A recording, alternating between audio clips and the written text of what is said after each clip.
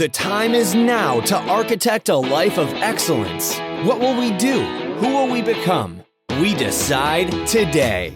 This is Learn, Do, Become Radio with April and Eric Perry. Let's move onward and upward together.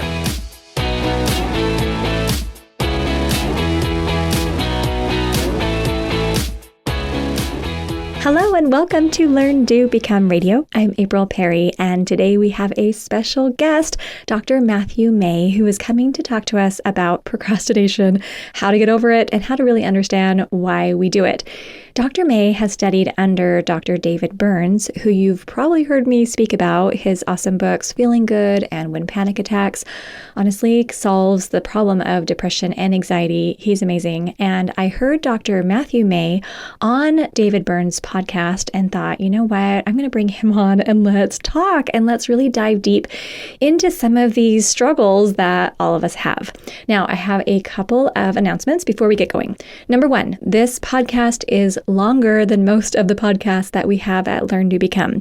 But here's why. This is a full session that really gets to the heart of why we procrastinate. Dr. May is going to take us behind the scenes and share things that he has done with some of the patients that he's already served and help us to see why we procrastinate. And then he's going to offer some really great science-based solutions that I know you're going to love. Now, because I was trying to make the podcast shorter, I even asked one of our team members to go through and identify the parts we could trim. And we did trim about 10 minutes, but really it's such great content. We didn't want you to miss it. So if you need to listen in 2 sessions, go ahead and do that. Or if you have a long drive or you want to go on a really good run or something like that, I hope that you love it. Okay, second announcement. At Learn, Do, Become, we teach skills that support what you're going to hear in this podcast. Our program, Steps to Everyday Productivity, our STEP program, that has an introductory webinar. If you haven't been yet, you can sign up at learndobecome.com/step. Now, the program is changing lives every day, and when you come into the program, you're going to see why. Our prices are going up in January, so as you're considering the program, now's a really good time, especially January is such a good time to get organized. So come join us, learndobecome.com/step to sign up for a class. Also, if you want the show notes for this episode, it's at learndobecome.com/episode 21. So the word episode 21. We'll have links to Dr. May's website. We'll have the link to where you can sign up for our class and some other great stuff you can enjoy. So have a wonderful time listening. Thanks so much for being here with us. Okay, here we are with Dr. May. Thank you so much for joining us today. April, such a pleasure. Thanks for inviting me to your show. I think what you're doing is so awesome. And I'm really excited to connect with your listening audience and have a chance maybe to offer them something that could be helpful for them. Well, I have no doubt this is going to be helpful because already what you've sent to me and what we've started discussing before we started recording has been super helpful. And it gives me a new way to look at the projects I'm working on and be able to think more about how I can move forward on things that I've been procrastinating, because sometimes it's hard to even realize how many things you are procrastinating. And I love that you're willing to admit that you struggle with this sometimes too. Is that right? I sure have. And I'm glad to share my stories of procrastination, my many stories about procrastinating myself. And I'd love to hear some of yours too, April. Okay, so let's start though with the definition, because when I was first thinking about procrastinating, I was just thinking, just failing. That's what I thought it meant. Procrastinating means failing. It means you're just not doing the things you need to do. But I think you had a much better definition of procrastinating. Can you share that with us? Sure. Well, I guess probably we all have to procrastinate on a regular basis. Just the way life is, we've got to attend to what's urgent and pressing and let some other things go. And so procrastination can be very healthy. Unhealthy procrastination, I might define as a pattern of repeatedly postponing important tasks and activities to the extent that it's starting to cause some problems in our life. Yeah, I think that's so smart, because just being able to acknowledge that sometimes procrastinating is really good. I mean, I read a book called Procrastinate on Purpose, and that was actually a really helpful book. There's things you're like, you know what, I just can't go weed the lawn right now. I've got people to take care of, or I've got a big project to do. It's okay if I don't do every single thing that comes into my mind, but recognizing when we repeatedly procrastinate or repeatedly put things off, yeah, that's when it does become an issue. And maybe what are some of the most common things that you see people procrastinating? Like here at Learn, Do, Become, we talk a lot about getting rid of clutter. We talk about papers and filing and stuff and piles that end up all over your house. And a lot of people put off dealing with piles because they don't know what to do with it. It feels kind of overwhelming. What are some things that you've helped some of your clients with as you talk about how to overcome procrastination? Well, those are all great examples. Definitely any kind of paperwork. I've found myself just storing mail in a drawer in my desk for long periods of time. I convinced myself I actually probably didn't need to ever answer mail again. Putting off studying or writing a paper, paying bills. Those are common things that people procrastinate on, but also things like exercise or flossing our teeth, cleaning, all the little things in life that are sort of water treading activities that we don't feel that thrilled to have to do. But if we don't do them, they can pile up on us and start to take a toll. It's so true. And we're going to talk through some examples of some of these things today. One that I brought up to you in an email that I sent you earlier is I find that I procrastinate moving forward on big opportunities, anything that feels scary. Like I'll know, if I implement this new system in my business, or if I write that book, or if I go do this activity, I know it's going to help me move to the next level personally or, in my business. But sometimes I don't even want to do it because I think you call that outcome resistance. I'm afraid like once it happens, I have to then deal with the results or maybe fear of success or fear of failure and all those kinds of things that kind of seep into it. Absolutely, yeah. And I think anxiety is a big part of procrastination. It's the fear of failure or some negative outcome. And you brought up outcome resistance, which is a tremendously important concept.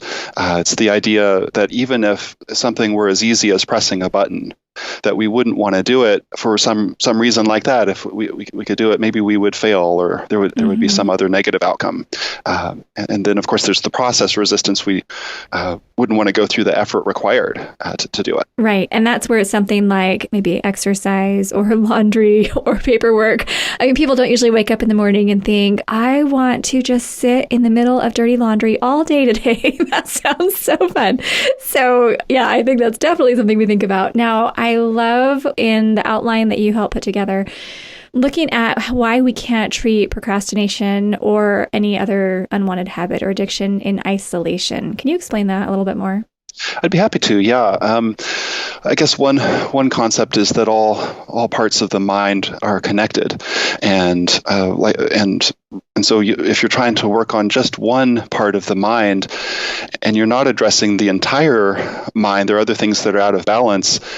You could just overlook some obvious things that could make things run smoother and the whole therapy work better. Like an analogy might be, say you've got an older car and you've noticed that the gas mileage is going down. It's gone from 30 miles to the gallon down to 20 miles per gallon, and you bring it into the shop. You would hope that they would take a look at multiple different systems that could be influencing that. Is it the air filter? Is it the fuel injection? Or the tires low? Is there a problem with the timing or the spark plugs? And that's part of TEAM, the model of therapy that I use. The first part is testing to get a very accurate and nuanced understanding of the different problems that could be contributing to a problem like procrastination. And just like all components of the vehicle contribute to its efficiency, all of the different parts of our mind are contributing to a problem like procrastination. Okay, so that's really helpful to think about, where it's looking at the bigger picture, because sometimes we're just trying to hack at the branches. We're saying like, okay, I just don't do laundry. I just need to get better at doing laundry. Or I'm just never dealing with my bills. I just need to, get in there and just do it. And we don't realize that there is a whole lot of thought going on. I think that's what's been so eye-opening to me as I've learned through Dr. Burns and through the podcast that you and he had done, is that when you can actually boil it all the way down and start looking at the thought processes and start looking at what's happening, you can actually get to the point where there's a formula that helps you figure out why you're not doing the things that you need to be doing or why you're feeling the way that you're feeling. And that's why I'm so excited about it, because I feel like you guys have actually boiled it down to something that everyday people can just process and they can access that information, and we don't need to feel like we're so helpless throughout this whole process. If it's all right with you, maybe I could talk a little bit about how procrastination connects to these other types of problems. Yeah, let's do it. Yeah, so if someone is prone to procrastinating and putting things off, it's not uncommon for them to also then feel embarrassed of that. Maybe they feel guilty or ashamed. They might even feel worthless because they've got these negative thoughts working in the background where they're telling themselves, oh, I'm weak, I should have more self-discipline, I'm bad, there's something wrong with me, I should be better, I'm no good. And the cognitive model says we feel the way we think. And so if we're judging ourselves and putting ourselves down in that way, that's not only are we going to have the original problem of procrastination and the real consequences of that, maybe we won't be doing well at work or school, but we'll also have these negative feelings that come along with the procrastination. Yeah, absolutely.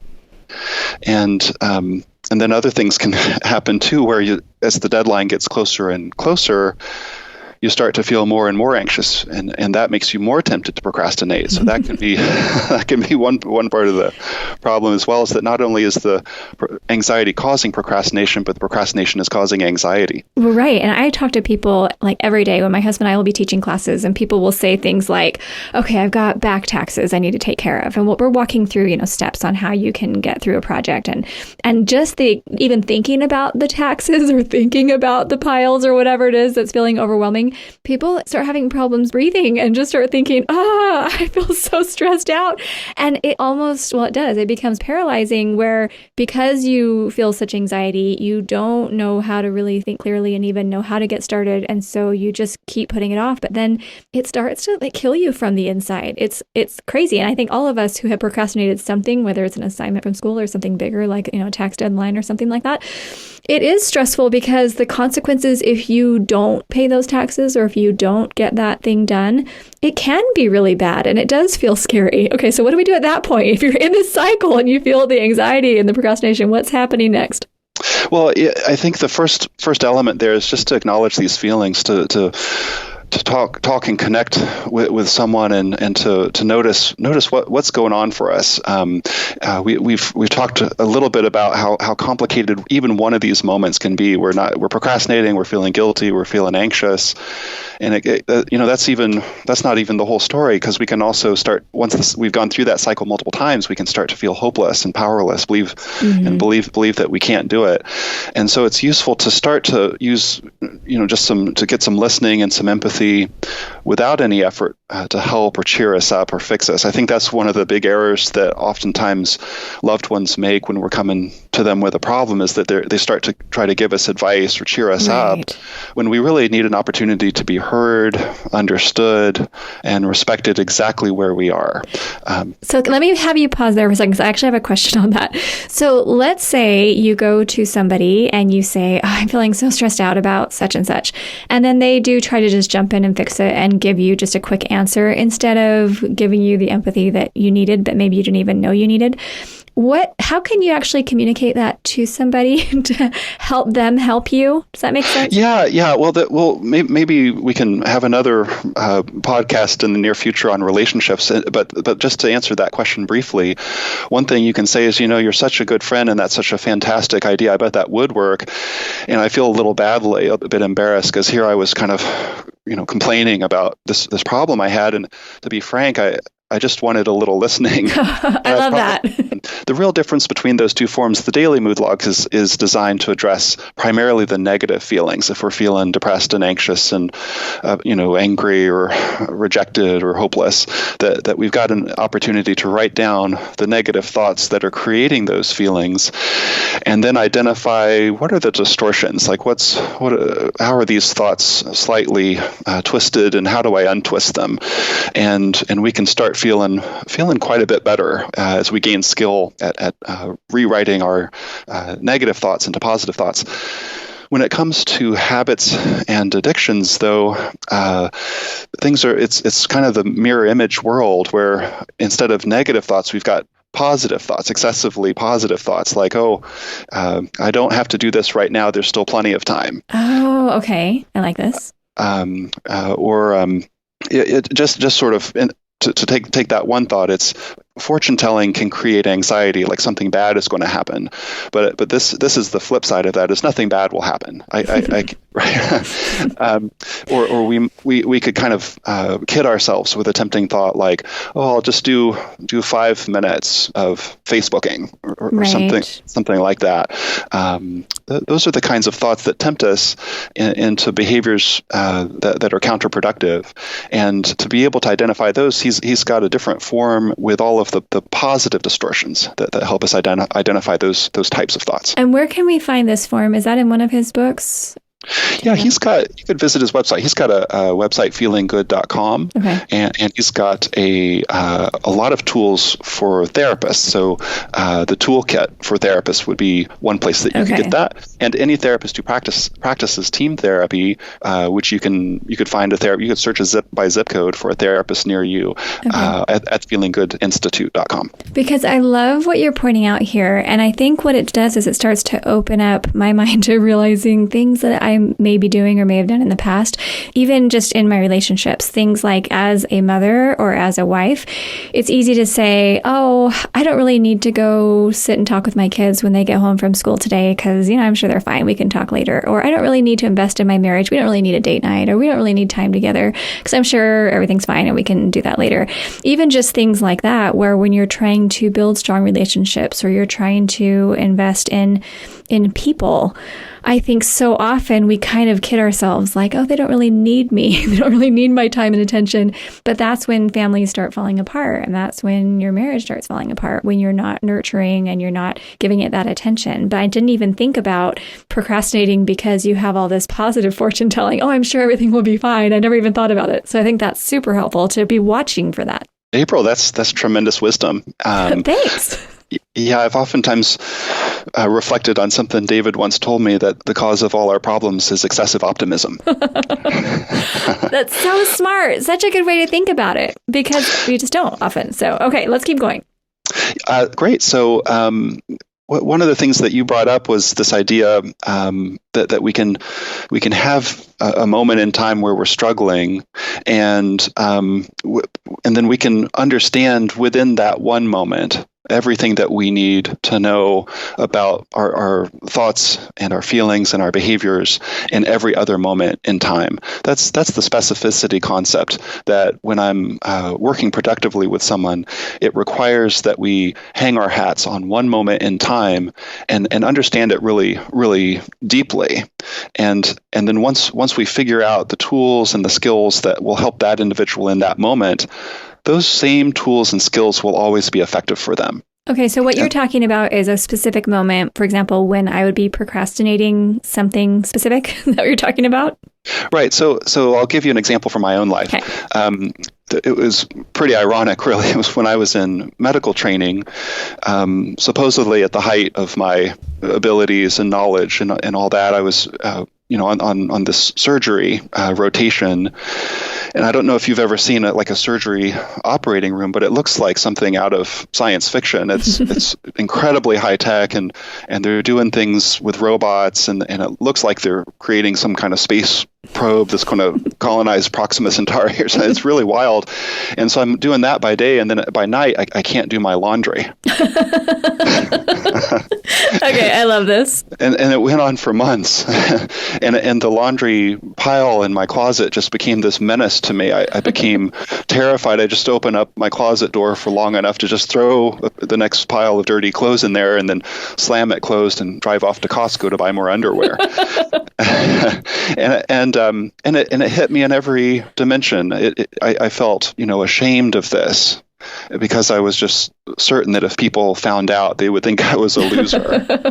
And not have compassion on you, thinking, "Holy cow, you're so busy." Yeah. They would judge me, look down on me, and I felt like, kind of hopeless. I'll never be able to do all this laundry, and anxious that I would be some kind of shut in, found dead under a pile of my own laundry. I had all this kind of negative thinking and negative feelings going along with that. And I know you're not alone, by the way. So we've all had either times like that or something comparable. But yeah, keep going. And so, of course, I did what I always did back then. I just brought the problem to David Burns, and he helped me out tremendously in a couple of different ways. And I'd be delighted to share. Yeah, let's do. Yeah.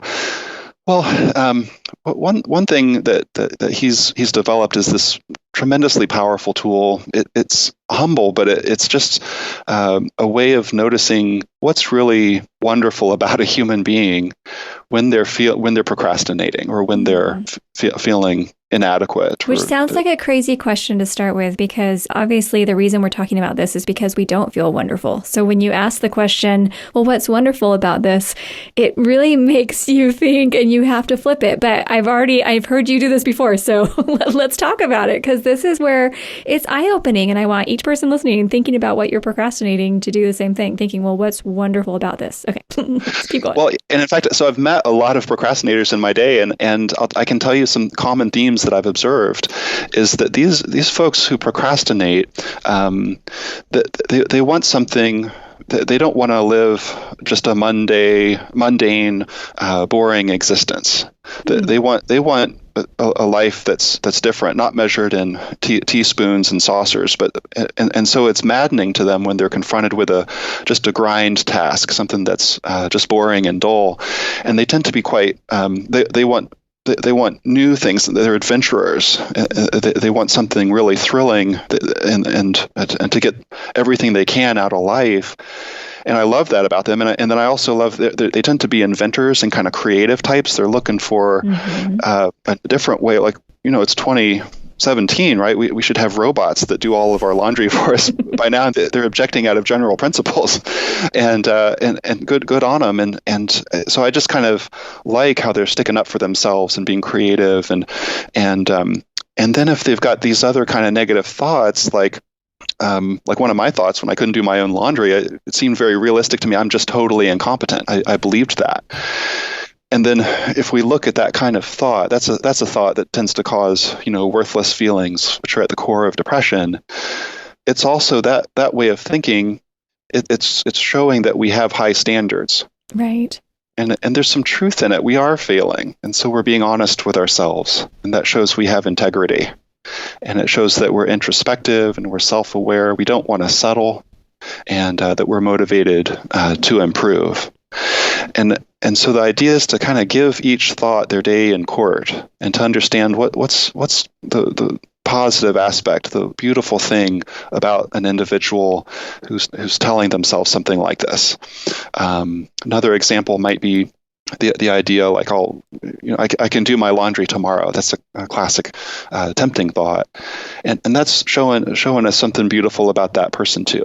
That's showing us that they're really spontaneous. They love to live in the moment, in the present, and they like to smell the roses along the way. They don't like to be overly regimented or obsessive or anal or something like that. They're free spirits, and so there's a tremendous amount to admire in all of the quote negative thoughts or tempting thoughts or behaviors, which I think if we don't acknowledge those aspects, then the other techniques they don't work as well. They kind of fall flat. So at this point, when you're acknowledging something good about yourself, you're not letting your mind say, well, yeah, but that doesn't matter because you're letting people down or because you're causing problems. Oh, well, if you do that, I would just add that to the list of negative. I'm letting people down, and then you can go back to the other side and say, yeah, but that shows how much I care about other people. Okay, I'm getting this. Okay. So that's one fantastic tool you can use early on to identify what's good about me, my values, my priorities, that I've got this problem and these kinds of thoughts. Okay, I love that. I think you had a couple, maybe you already went through those. You're talking about like, I'll never be able to do all this laundry, but that shows you're realistic and logical. You're using observations about the past to predict the future. I mean, those kinds of things, the way that you've articulated this, it sounds like it's a breath of fresh air, really, because what usually happens to me is I think, oh, I'm not doing this project or this activity, or I've put this off for way too long, or I'm letting people down, or I really, will get on myself for things that I'm not doing that I wish I were. And does it ever become natural to be able to just stop yourself in the moment of the thought and to do that positive reframing at the moment? Or do you feel like it's, I don't know how it's been for you, but I feel like I always actually need to sit down and do a mood log. It just doesn't happen naturally for me. And maybe it's getting there a little bit, but what have you noticed? Can you actually start changing the way that you think so that those negative thoughts don't even come in? That's a great question. It would probably require some sophisticated research to study that. But my observation is that we all drift in and out of enlightenment. That we'll get to moments in time where we're just free of our ego, our worries. We don't have anything to defend anymore, and we're okay with who we are. And in that relaxed state, we're also able to be very effective and work hard. And then we'll drift out of that too, and we'll start to buy into and almost be hypnotized by our negative thinking again. And what I offer is not the opportunity of achieving like a perfect mental state. I don't think that exists. I think that's sort of a fantasy. Just like I'd never imagine that I'd work out so well one day that I would never need to work out again. I'd be permanently in fantastic physical shape. But it's a work in progress. Yes. And one thing I have been working on is all these positive thoughts that I start to learn. I write them all down, and then I've been reviewing them every morning, like saying, okay, I'm about to start my day. I'm going to anticipate all these negative thoughts that may come. Let me just start with the positives to begin with. And that's been helpful too, because it's like, oh yeah, like for some reason when I go to bed at night, I totally forget everything that I need to keep in mind in order to stay positive. And I feel like I'm always trying to dig myself out of this hole. But the more I make it a habit to just remember the things I've already learned, I feel like it just helps me do it faster. So then I don't have to sink as low. I can kind of get right back into it a lot more quickly. I love that idea, April. That's sort of like having a mantra, a positive mantra for yourself.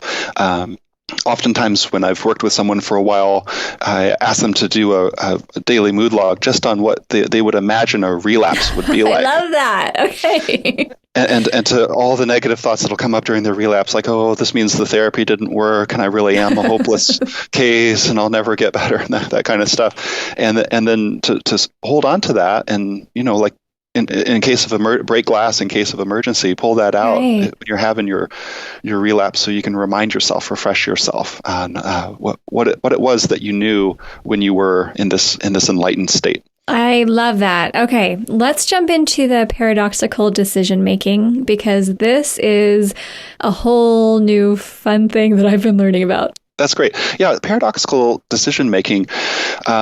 Maybe we'll talk about. I'll briefly introduce decision making, and then we'll talk about why this is paradoxical. So when you're looking at two options, it's useful to weigh the pros and cons of each option. And David has this awesome form called the decision-making form, where you do a little razzle-dazzle mathematics to kind of weigh how the pros and cons compare to each other and how the advantages compare to each other. And you get a kind of a number at the end of the day that helps you see a lot of different things about the type of decision, why it's a dilemma, what's pulling on your heartstrings, in which direction, etc. The paradoxical decision-making is that you only focus on two things. And it's the advantages of maintaining the habit, continuing to do the status quo, and the disadvantages of change. So maintaining a bad habit or maintaining a good habit? The bad habit. Okay. So I actually did this last night. I wanted to kind of refresh on the method. So I realized I thought, what am I procrastinating on? And I realized, oh man, I haven't been exercising frequently enough. And I took a look at two things. I listed all the advantages of laziness and not exercising. And then I listed my all the disadvantages of exercise. I wanted to know what's awesome about being lazy and what's terrible about exercise. And the paradox is that once I started to list those things, I just felt this overwhelming desire to defeat them. Just naturally. Just once I got them down on paper, I started to see through them, and they didn't make sense to me anymore. I don't know if it'd be worthwhile for me to read some. I love your list. I think you should read the whole thing. Yeah, because there's a few for each one. But I think it's awesome because whether it's exercise for, each individual listening, or if it's something else, hearing your reasoning, it's super helpful because you realize, oh, this actually does sound kind of ridiculous, but it does bring validation because it's true, So well, thank you. Yeah. So here were some of my reasons. So the things that I love about laziness is, to be honest, I just love being lazy. I love that sense of relaxing, just sitting on the couch. Like, my couch is one of my favorite places, and to unwind and to have this sense that there's no demands on me. And I just love that kind of laziness. And then I have that sense, if I'm not exercising, that gives me that much more time in my day. And I love my time.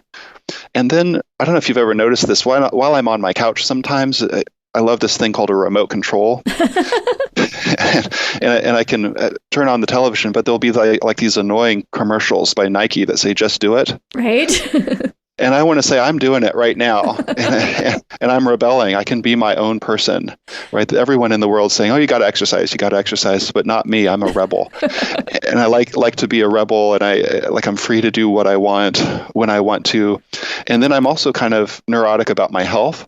And so I worry like I'm going to contract some terrible illness. And I kind of can imagine myself in the doctor's office, and they're telling me, oh, you should have come in sooner. You have 3.2 seconds to live or something. And I'll die with a smile on my face. I'll say, I didn't waste my time exercising. And so those were my advantages. Great advantages. Thank you. And then the crummy, I also listed, what are the awful things about exercise? And it was things like, I just hate getting all sweaty and gross and having to put on these clothes and find my shoes. And then it's real embarrassing to me. I'm super out of shape, and like to have to exercise in public feels kind of shameful to me. And then I have to also bear witness to how out of shape I've gotten and feel kind of bad about it. And then I'll be all out of breath and uncomfortable. And again, getting back into my health neuroses, I could be injured or die. So I think that's true. So those are my disadvantages of exercise. So you've come up with all these great reasons to support not exercising. You've got all these awesome reasons. So then what do you do with those? Well, I just kind of sit with them. When I'm doing this work with someone who's in my office, I just let them know, I just think these are awesome advantages and real disadvantages, and I don't see any need for you to change. And I start telling them all about all the kinds of things that I've decided not to change in my own life. Like, I've got these big stacks of papers that I'm just very deliberately and happily refusing to sort through, file, or discard. And as far as I'm concerned, they never have to exercise ever again. And what's interesting is that once I kind of let go of that need for them to change, and I just admire them where they are, that's when they start to object and say, but I don't feel that good when I'm not exercising. And then I say, well, that's a great point.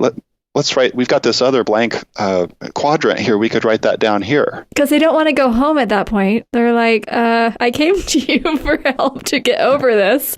And now you're telling me that there's lots of good reasons why I'm just not doing it. Yeah. Because, it doesn't settle your brain. Yeah, and sometimes I'll be like the only person in their life who's not trying to force them to change.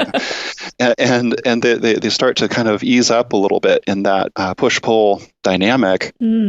And they do what's most important, is they convince themselves that they want to change, and they start talking back to those reasons. And you had these spelled out. Would you share them? Because I love these. Oh, my talk back? Yeah. Oh, sure. Yeah. I did a couple of them. Let's see. So I talked back to, I'll have lots more time. That was one of my advantages of laziness. Yeah. And I realized, I'm more likely to live longer and have lots more time that way in my life if I am exercising. Odds are. Yeah. And that time will be higher quality because I'll feel better. I'll be more kind of, I love the post-exercise feeling of that endorphin rush and calmness and energized feelings and sleeping better. And so I talked back to that one in that way.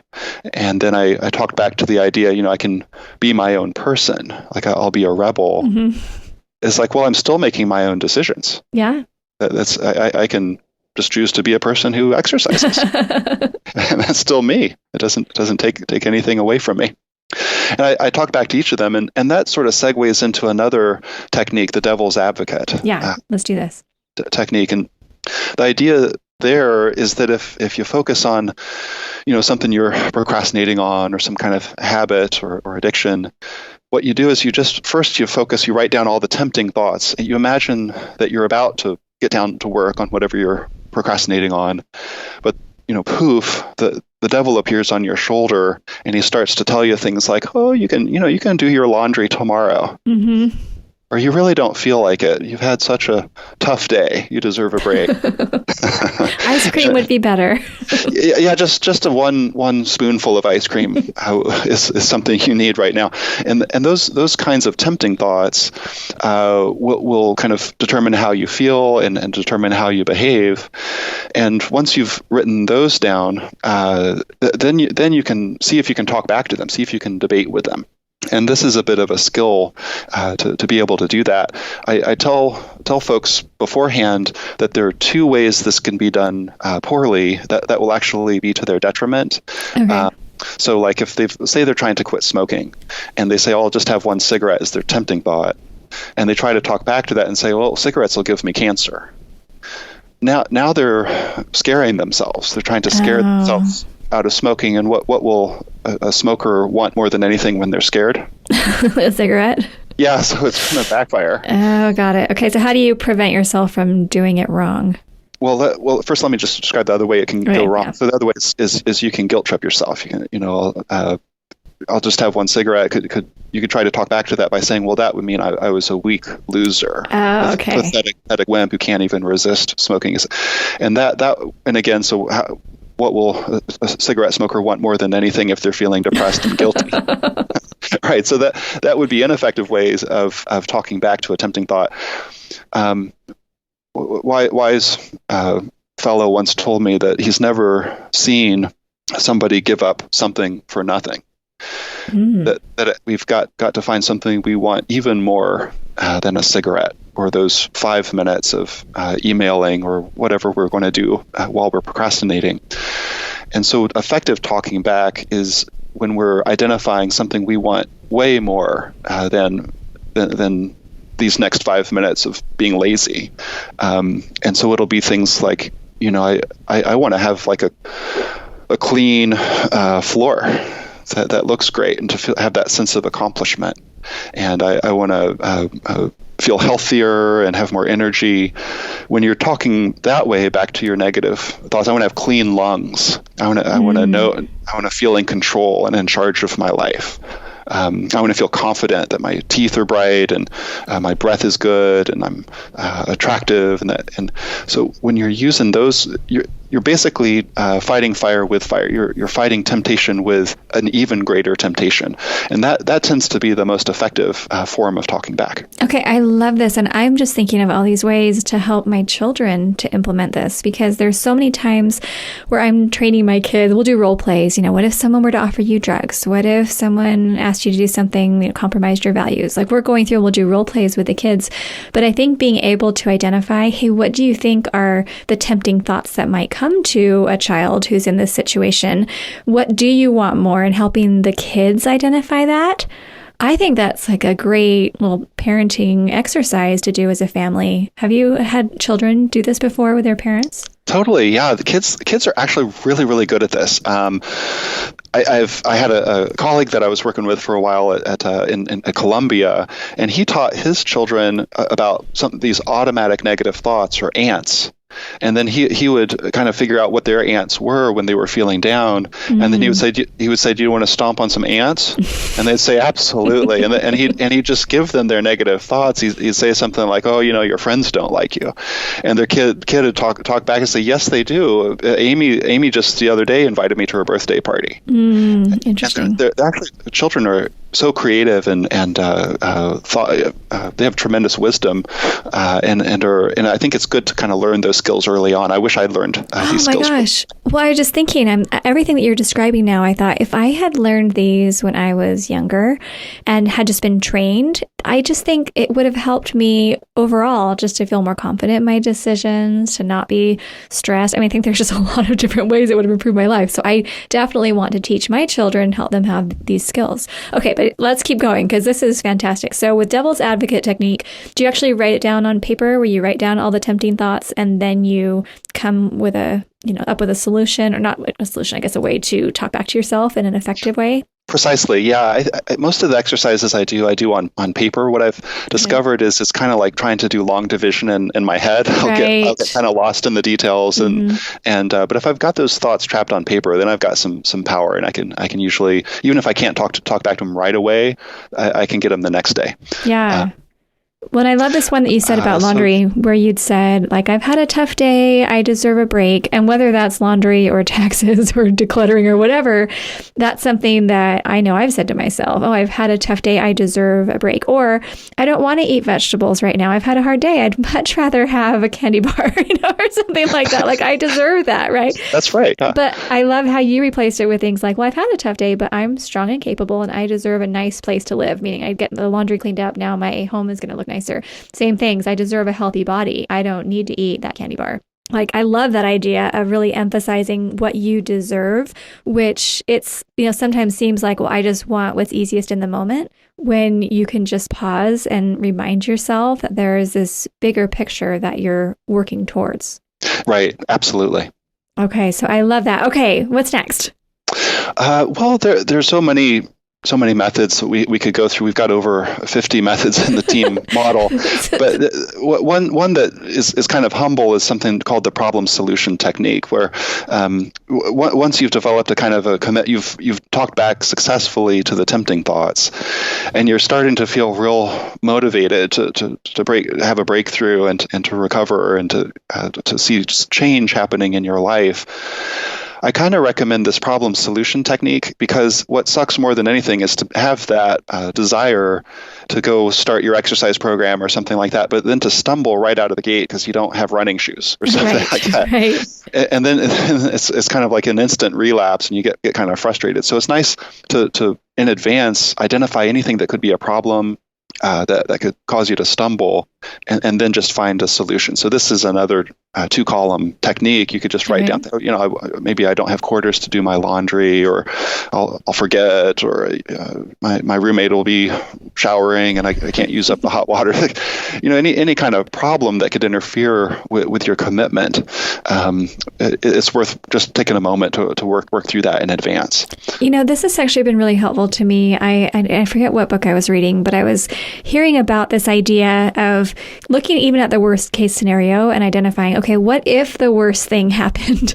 Then what would you do? And actually putting yourself in that situation. Like, for example, my husband and I we took our children to Israel, and we were teaching a class from Israel, and we just got to this VRBO. So it was an online class. It was like 9 p.m. in Israel and 11 a.m. here in the States, where we were teaching. And so all these people were going to be on in the States while we're sitting there at night in this little place in Israel. And I was stressed the entire day as we're traveling around the old city of Jerusalem. We're having this amazing trip with our kids.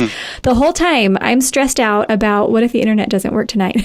What if we're in the middle of the class and the internet doesn't, it breaks down and nobody can hear me in the class? And it was destroying my vacation because I was so anxious about this. And so I just thought, okay, worst case scenario, what if that did happen? What would I do? Okay, well, I just have to email everyone and let them know the internet didn't work, and we just reschedule the class. And then I thought, oh, okay, well, that really wasn't the end of the world, was it? It was just, there's so many times where you visualize something bad happening, but your mind just stops at the problem. And I love that you're bringing up, let's not let our mind stop at the problem. Let's actually follow that all the way through, and let's resolve that so that nothing is going to surprise you. And when the inevitable does, happen, sometimes things just do happen, then you don't get so down on yourself because you think, well, I already prepared for this and I already anticipated it. And so it didn't throw me. I love that, April. Anxiety is a tricky animal. I sometimes think it's kind of like a cat, that if you run from it, it's going to chase. It's true.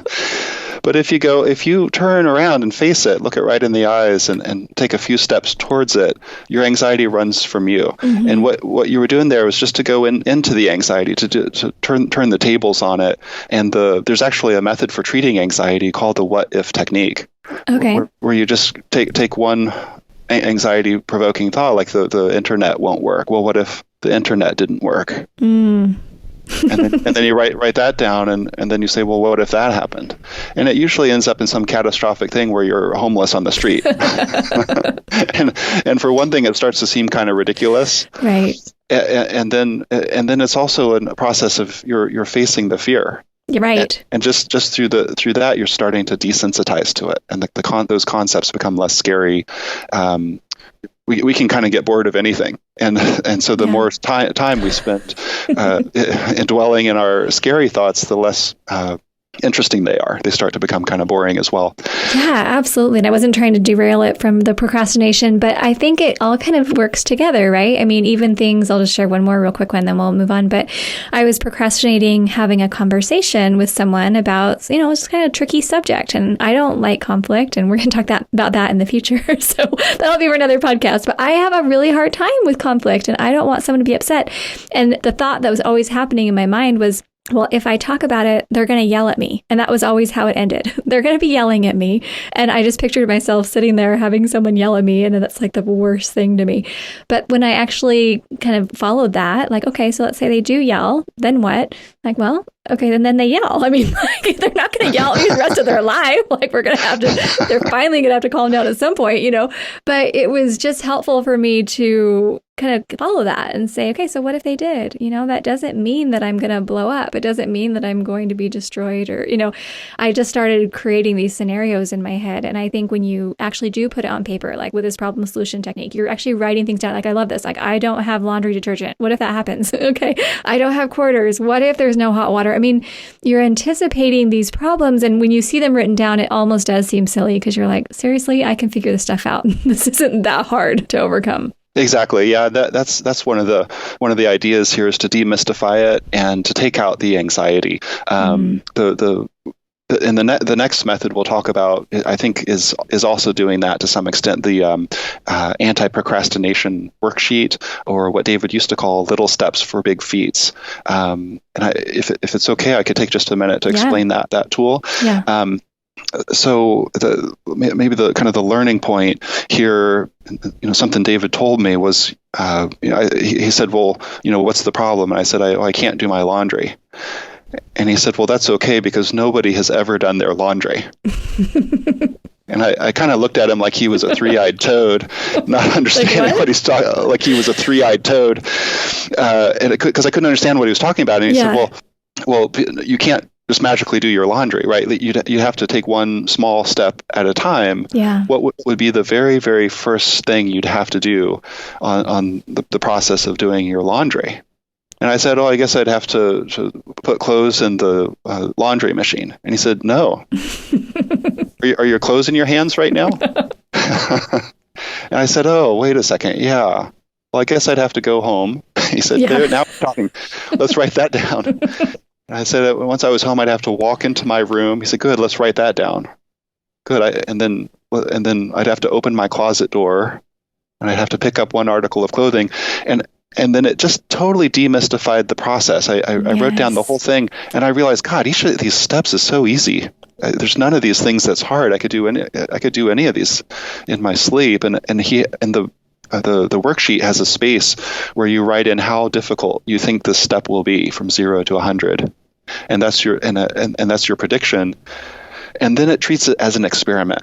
It's like, let's run an experiment and see how difficult it actually is. And so that's another way of breaking through our negative thinking. Like, our negative thinking is just telling us, it's going to be awful to have to open my closet door, see that pile of laundry there, but the reality is, I started to feel kind of proud of myself. Right. when I faced that fear. Well, and this is something that I learned from David Allen, his book, Getting Things Done, talking about this concept of a next action, because I hadn't learned about that growing up. And I love what you guys are saying, these little steps. When I would usually make my task list for the day, it would just consist of a whole bunch of projects. So it was things like, organize the kitchen, laundry, or even bigger projects like, I'm going to write my book. Like everything I was writing down for the day couldn't possibly be done. They were projects or sub-projects. They weren't next actions. And so by learning how to actually break things down and figure out, well, what's that very, very, very next step? And if I don't know what the next step is, could it be something like go online and search for 5 minutes how to fix your washing machine if this is the issue? Or go call a friend who doesn't struggle with this and ask for advice or something like that. But one thing I did want to bring into this, and I just emailed you about it briefly, is that sometimes I procrastinate because I just honestly don't have the information that I need, or I'm giving myself a false next step. So I'll just give you an example. If it's something like, okay, I need to start a new diet, because for most of my life, I was starting new diets all the time. But I thought that what I needed to do was figure out how to not eat. How do I starve myself and exercise a lot? That was in my mind how I thought, because everyone says, the way you lose weight is just, eat less, exercise more. So I just thought, okay, how do I stop eating and exercise more? So all of my next steps were based on that framework. But then I read this book by Jonathan Baylor called The Calorie Myth that talks about how if you eat the right foods, you can eat as much as you want. And then once I read that book, I'm like, now my next step is go to the grocery store and buy a ton of vegetables and nutrient-dense protein and whole food fats. And that was easy to do because there wasn't outcome resistance. I don't have to starve myself. I can actually eat good foods and as much as I want, and I don't have to starve. So how do you kind of put into these frameworks? Sometimes if we just have bad information, we're just trying to do something the wrong way, we don't have the correct instructions or we don't have a good framework. Where do you kind of add in that education or, maybe researching information that might make it way easier to move forward on that project or that goal? That's great. It might come that might apply to a couple of different areas, but one of them is that seems like sort of a healthy type of hopelessness. Okay, help me understand that. If you see my meaning, so if you've tried and failed over and over, the analogy I use is I've gone out to the well every day this week and pulled up nothing but sand. Yes. That for me to have a lot of hopefulness the next day to go out there and do the same exact thing, expecting a different result, that's the definition of insanity. Right, so, okay. So my hopelessness is actually an awesome tool that I can use to identify, well, there's something not working here, and to start thinking about different types of solutions, different approaches that I could take, which is exactly what you did. You figured out, this isn't working for me.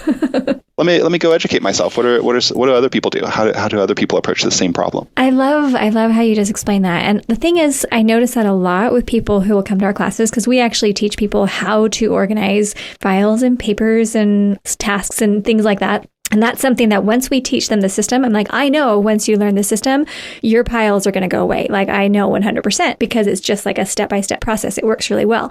But what I notice is a lot of people, they want to have hope that there's something that's going to work, but there's so much fear from having tried before and failed that they don't know if they can trust somebody. Mm-hmm. What do you do in that state? Because I feel like that's where it gets hard. In that, let's say you tried something over and over again, it's not working. And then you try something new and then that doesn't work. And then you try something new and that doesn't work. How do you help yourself continue to try things that are new, whether you're quitting smoking or trying, ultimately, hopefully find the solution. But sometimes it takes a lot of trial and error before you find the right diet for you or the right habits for you and your family. That's right. And I have a couple thoughts on that. So one is the M in the team model stands for methods. And when we're getting to that phase of the therapy, we're selecting the different methods that could help an individual with just that one problem in their life. And, we've talked about maybe 5 or 6 methods so far, but really there probably 20, 30, 40 different methods that could help with the problem of procrastination. Okay. And the idea that we have is to fail as quickly as possible I like that. at each different method until we find the one or ones that are effective for that individual, that all people are a little bit different, that what's going to work for you will be different from Betty and different from Shirley, et cetera. And so, but once you pinpoint what tools work for you, they'll always work for you. You can keep going back to those wells over and over again in your life and addressing different, what seem like different problems with the same tools, and they'll resolve for you like magic. Okay, I love that, because the idea to fail fast is actually really empowering. And I'm wondering now if we can talk a little more about what to do when we relapse. We alluded to this earlier, that relapse is just kind of frustrating and awful if we're not prepared for it. If we are imagining that our life is supposed to be some constantly upward trajectory, and we never have setbacks, then when a relapse occurs, it'll be shocking to our system. Yeah.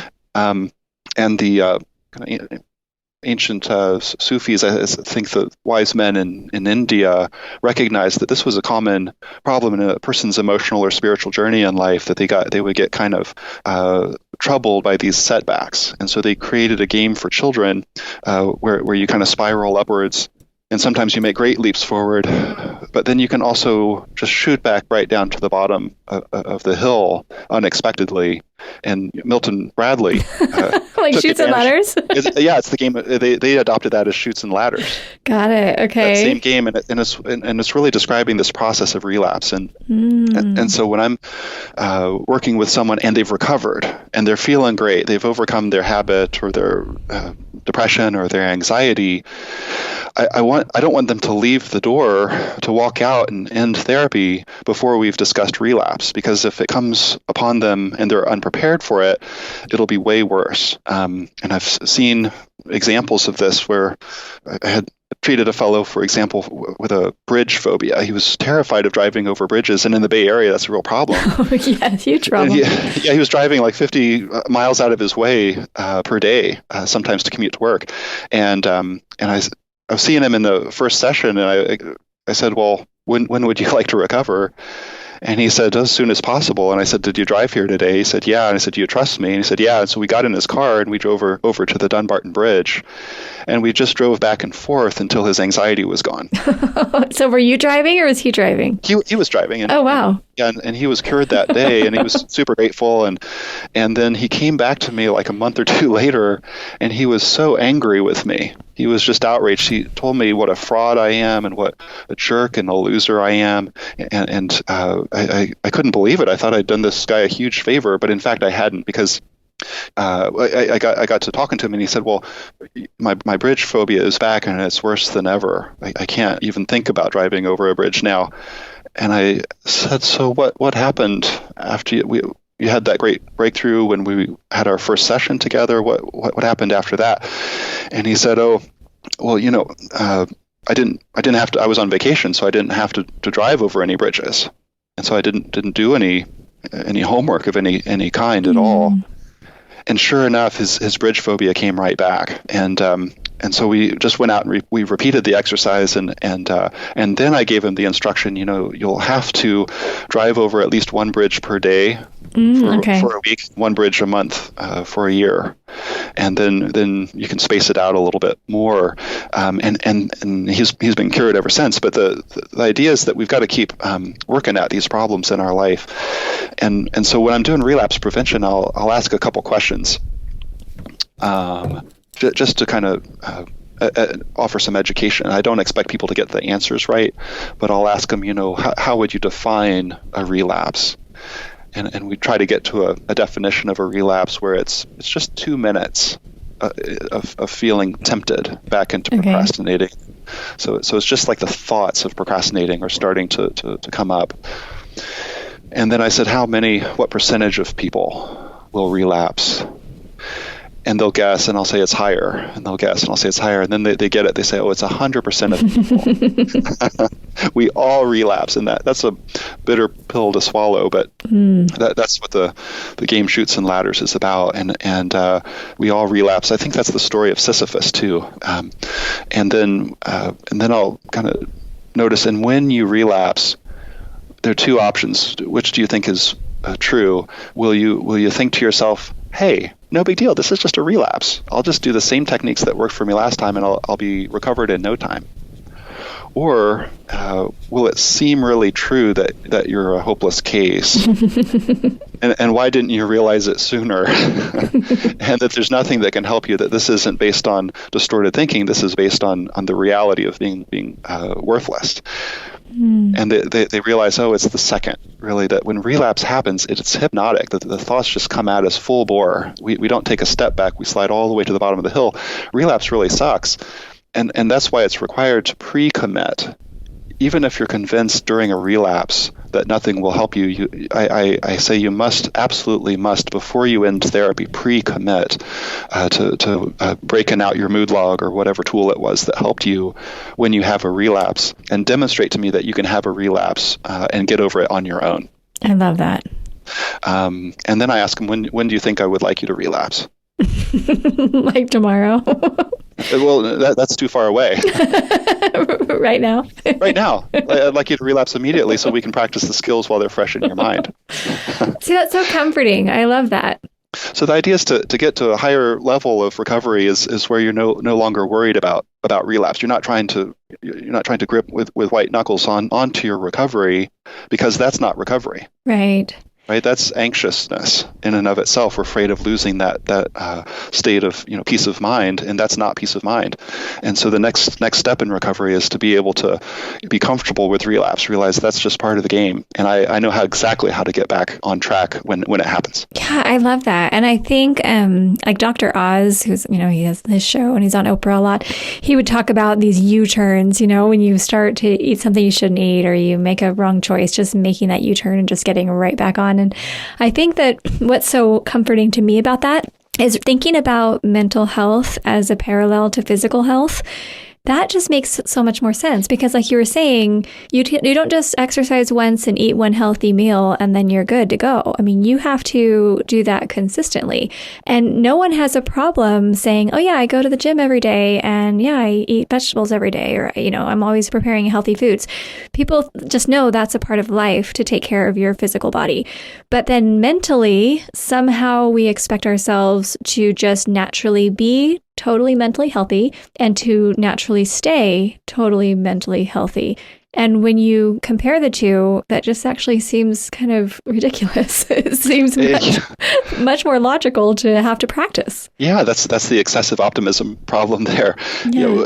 A good example is like when I used to treat a lot of people for smoking, for tobacco use disorder, we used to call it, and when they'd have a relapse, they'd go out and buy another pack of cigarettes, and then they'd have these relapse thoughts. Well, I've blown it now, right? So I might as well smoke the whole pack. Right. And so I think what you were referring to is to prepare for those moments, and to already have your response ready. It's like, no, I didn't blow it. I just had one little slip, and I can throw this pack of cigarettes away. Yeah. And you can prepare for those kind of tempting thoughts in advance of the relapse. Okay, I love that. Okay, I get to talk to you all day about how to solve every problem, because I know you have so many of the tools available. I do just want you to share how somebody could come to be treated by you if they wanted to. I love that you've been trained by Dr. Burns. You know all of these different tools, not only to help people with procrastination, but looking at how to strengthen relationships, get over anxiety, depression. And what I love most about what you and your peers have done, especially those of you who have been trained by Dr. Burns, is that it's such a rapid recovery. It's learning these tools that people can learn, and in these sessions that they don't have to go on for years and years. Like, you're able to help people learn how to solve these mental health challenges so quickly. So if somebody does want to meet personally with you, they're like, okay, I love what he's saying. I want to actually go through and have him talk to me about my issues and help me get healed from the stress or anxiety or discouragement what I'm feeling. What's their next steps? Where can they find you? Sure. Thanks, April. I appreciate the opportunity to plug myself. So I'm an adult psychiatrist practicing in Menlo Park, California. I only see adults age 18 and over, and I only see patients in my office. So if you could travel to me, or if you're in the area and would like to set up some time, you could just visit my website. It's MatthewMayMD.com, and click on the tab for new patients. And there will be some information there for how to get started, including how to make a free 15-minute phone call appointment. Awesome. And that's a great way to get started. If you're outside of California, there are other team therapists that you can find on the Feeling Good Institute website. If you're under the age of 18, Dr. Jacob Towery is a phenomenal team therapist, and he's in Palo Alto, California. That's Jacob Towery, Towery. And so there are more and more opportunities these days to connect with a therapist who does this type of model of rapid recovery. And feel free to reach out to me and let me know what's going on, and I'll see if I can help out. I love it. Thank you so much. Well, I just feel so grateful to know about you and about the therapists that are out there, because really this is life-changing and life-saving kind of stuff. And I think there are too many people who think that there's embarrassment if you need to talk with a psychiatrist or talk with someone who's actually going to address these issues. It just seems like people don't discuss this, but it seems like most people are struggling with something. And when we know that there are resources, there are people who are trained specifically to help us to go through these methods and show us what science and what all of the amazing researchers have discovered. Holy cow, why wouldn't we want to do it? Why would we want to be as mentally healthy as possible? Absolutely. So grateful. I feel grateful to you, April, for making this podcast a reality and for giving me a chance to reach out to your listening audience. What you were saying there, too, is a good reminder for me just to kind of nervously read my disclaimer or something like that. My thought on this is that procrastination and habits and addictions can be very serious problems. And although I'm a medical doctor and a psychiatrist, that none of this really qualifies as individualized medical attention. That if you're struggling, our hearts are with you. We care about you, and we would urge you to reach out for help. You can call the number on the back of your insurance card, or reach out to your primary care doctor, or reach out to me or the Feeling Good Institute. There's great help out there, and it takes there's no shame in it. It takes great courage to know when you need help, and so I'd urge you to get help if there's something serious going on. Wonderful. Well, I would give you a standing ovation right now, because I can. You can't see me because we're on the podcast, but thank you so much. I really appreciate you being here, and we look forward to connecting again soon. April, thank you so much. I really appreciate it. Thanks so much for listening today. I hope that you enjoyed the interview with Dr. Matthew May. And again, the show notes are at learndobecome.com/episode 21, episode 21. We'll have links there to where you can learn more about Dr. May. We've got some great information there, and you can sign up for our free class as well. So thanks again. We're so glad to have you at learndobecome.com.